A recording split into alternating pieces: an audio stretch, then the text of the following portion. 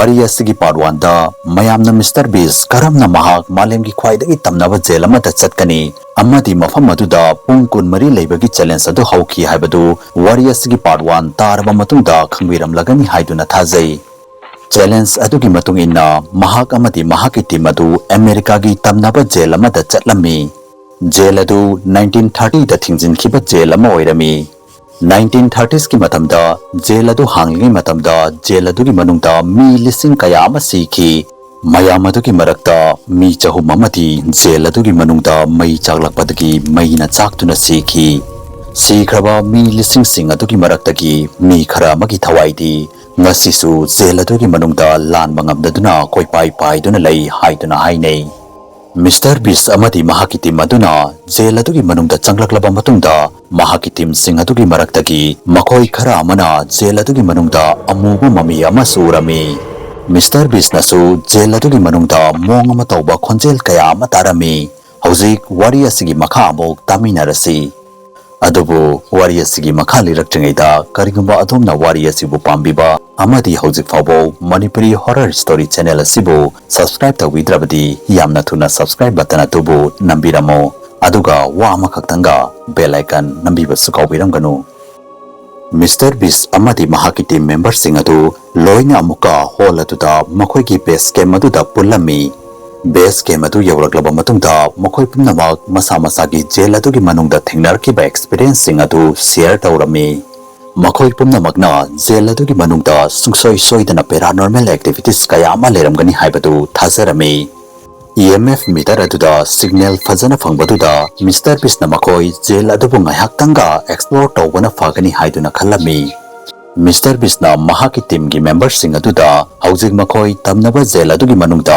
kekulot pi sanagani haiduna hairaklami madogi maramdi Mr. Beast na wakhalama khalakhiba adu oirami Mr. Beast na jail adu gi manungda kekulot pi sanarabadi jail adu gi mafam ayamada chatpangam lagani haiduna khallami Mr. Beast na makhoi pumnamakta challenge ama piduna karigumba makhoi na mahakpu thiba ngamlabadi makhoida dollar listing ani pigani haiduna hairaklami mahaki challenge adu makhoi pumnamakna yarami amadi Mr. Beast mafam adudagi chakhiduna jail adu gi ka amada changduna lotkhi adubu mahaki team members sing aduna mahakpu yamna laina thiduna puthoklami madogi matungda Mr. Beast na mahak solitary confinement adugi manungda changduna lotke haiduna khankhi jail adugi khuwaidagi sathiba mafamsingi manungda amani hainariba prisoner singbu mathanta tongana thami hainaba jail cell leiba mafam aduda changlaba matungda Mr. Beast mahaki reaction sing adu camera da record tawba haurami Mahakna solitary confinement gi room adu uraba matungda mafam adu jail adugi mafam matai singdagi henna sathiba mati akiba mafaurabi maramdi mafam aduda amanba yot ki fabung ama yamna motlaba ubada hangoiba pokpa toilet ama leirami amadi mafam aduda mi amatagi khonjel taramde mafam adu pungchik chiklami Mahakna mahaki camera adu mutatuna video number loisinbaga mahaki thamoi aduda yamna awaba madi nungaitaba mafawba horaklami amadi ikhang khangaudana yamna namthiba manama masunamlaklami Mahakna mafam aduda sama siduna pumduna taduna leirabra haiduna sukhalami Mr. Beast na mafam adugi maramda khanduna leiringaida ikhang khangaudana room adugi thong adugi manaktagi kanagmamana mahaki maming kauduna kauraklami Please save me, Mr. Beast. Khonjel adu tabada mahakna handaksu mahaki team members singna mahakpu yamna laina thiba phangkhre haiduna khallami mahak khudakta yotki phabung adugi manakta changtuna room adugi kachinamata tumina famki mahaki team members sing aduna changakpada kihanduna khangange haiduna khallami matang aduda mahakna khonjel adu amukka taraklami handakti khonjel adu mahaki maningdagi nakong mayadagi laklami Please save me. Help me. Kanagumba mana mahakpu kanbinaba haiduna Mr. Beast ta mateng pangbiu haiduna hairaklami Mr. Beast ti mahakna tariba khonjel adu asengbani haibadu thasaba ngamlamde amukasu mahakna room adugi manungda leiribasi mahak mathanta natte room adugi manung aduda mahak nataba kanagumma leibagi sahum amasu fawraklami adubu mahakna mahaki night vision camera adu puthoktuna yenglubadadi Room adugi manung aduda kanamata leramde. Adubu khonjel adudi hausiksu laklami. Help me. Please help me. Mr. Beast na khonjel adu mayek sengna taba fanglami. Amadi Mahakna room adugi manung aduda uba fangdaba karigumba posak amadi Mahaki manakta leptuna leire haibasi khanglami. Thoudok asidagi Mr. Beast su kiba hauraklami. Mahakna mafam adudagi thoke haiduna tawbaga mafam aduda Chris amadi Chandler su mahakpu thiraduna laklami. Amadi makhai ahum mafam adudagi thoklaklami. Thoudok adu thoklaba matungda fau Mr. Beast na yamna thauna leina jail adugi manung aduda amukasu kekularpi ahum marirak sanarami. Amadi jail adugi tongan mafamsingda sangtuna video namlami. Mafamsing aduda makhoi pumnamak video namladuna phagi su taunarami. Adubu jail adugi manung aduda makhoi kibasu yamna kirami. Aroibada huzik khuwaidagi akiba challenge adugi matam adu yawraklami. James Lockhart ki solitary jail aduda chapagi amadi mahaki thawai aduga wari sanabagi challenge. James hairiba nupa macha si Ohio jail ki cell number 13 da thamkiba prisoner amani. Matam aduda mahak chahi 19 ta farami. Mahakpu mi hatlubagi case da chahi 35 jail da thambagi chairak pirami. Adubu mi singna hainabadi James haiba nupa macha si maral leite haiduna hainei. Madoda sunatana mahak jail adugi manungda leiba hainaramde. Nong manumidama mahak jail adugi furniture ki store ki manungdagi pen thinner ama lokthokduna masada haijillaga maikhet chukhatlami. Mahakna mahaki cell adugi manungda masa mathanta mai thajatuna sidokhi. Hainei madudi ngasi su jail adugi cell adugi manung aduda mahaki thawai adu lan mangamdaduna leiri. James Lockhart ki wari adu tarba matungda Mr. Beast amati mahaki team members sing adu James na leramba cell adugi manakta laklami amati cell adugi thong adu hangdoklami. Cell adugi thong adu na hangdokpaga cell adugi manungdagi khunu amati uchek mayam ama paithoraklami amati cell adugi mamang aduda koipai paituna yamna kana khonglami. Mr. Beast amadi mahaki team members sing aduna madogi maramda thoidokna khanjilude amadi cell adugi manungda leiramba metal shelf amagi mathakta EMF meter amadi sound decoder ama thamduna James ka wari sanana ba hodarami. Makhoina James da wahang kaya ama su hanglami. Ikhang khangutana shelf adugi mathakta thamlamliba EMF meter adu yamna kana nganduna khongba hauraklami.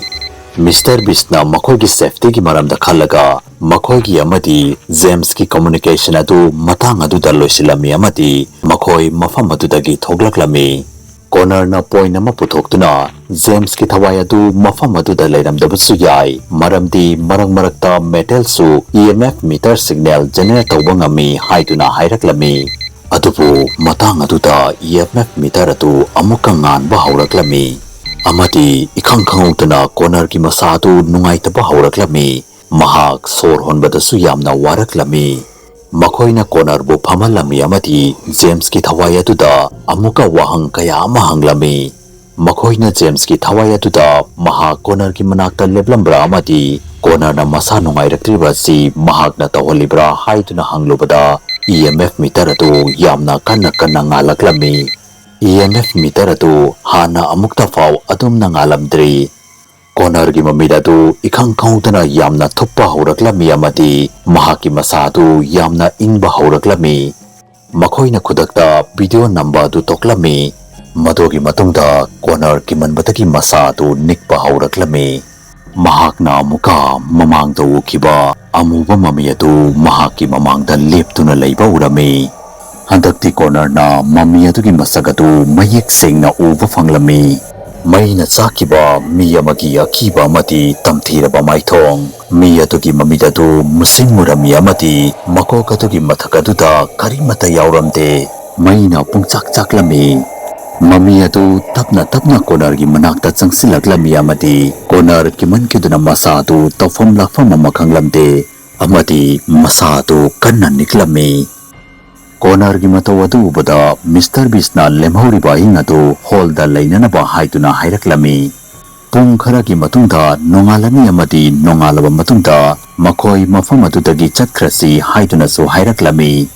Hall adugi manungda makhoi pumnamakna masa masagi sleeping bag adu makhoi masingi manakta nakna tharami amati tumnanaba honarami. Corner di haujiksu masadu yamna kirami. Amaromdana Mr. Beast solitary confinement amati hospital adugi hallway aduda makhoida tholakiba thokdok sing adugi maramda khangnanaba honarami. Makhoi anina painkiller amamam chaduna pumnamak kaukthokduna tumnanaba honarami.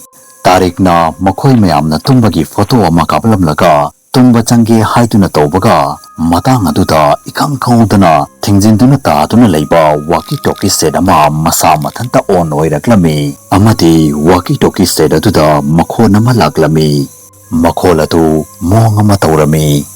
Free me from this place. Free me from this sin. Please help me. Madu hairam laga walkie talkie set adu masa mathanta switch off oiki. Tarik ahing chupa kimanbadagi tumba yaramde.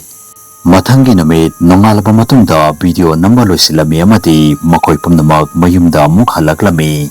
Mr. Beast na video aduda mafam adugi evidence kharabudi fanglami amati khara amati Mahakna record tawba ngamhogdre. Maramdi Mahakna makhoida thokhiba thoudok kharadi tasengnamakki thoglibra natraga mado pumnamagadu makhoigi wakhalna makhoibu sanaribra haibadu khangba ngamlamde. Adomna kari khali mase pumnamagasi tasengnamakki asengbo oiramgadra ohiwa prison asi haunted oiramgadra amati Adomna karigumba asigumba horror challenge asi tawbagi tanja ama fanglagadi tawgadra commenta soitana haibiramo. Adoga aikhoigi channel Manipuri horror story asi Mr. Beast gumba magnatrabasu khara chawkhananaba subscribe tawba kawbiranganu. Facebook ta Manipuri horror story gi Facebook page fu follow tawbiramo. Loinana karigumba wari asu mayamna pambi taragadi channel asibu subscribe tawbiramo amadi video asibu like and share amamta tawbiramo. Mathangi video da amuk unarasi habisiga loinana yangkopam loyangan bana mayam pumnamakti kainabagi yathang nizari.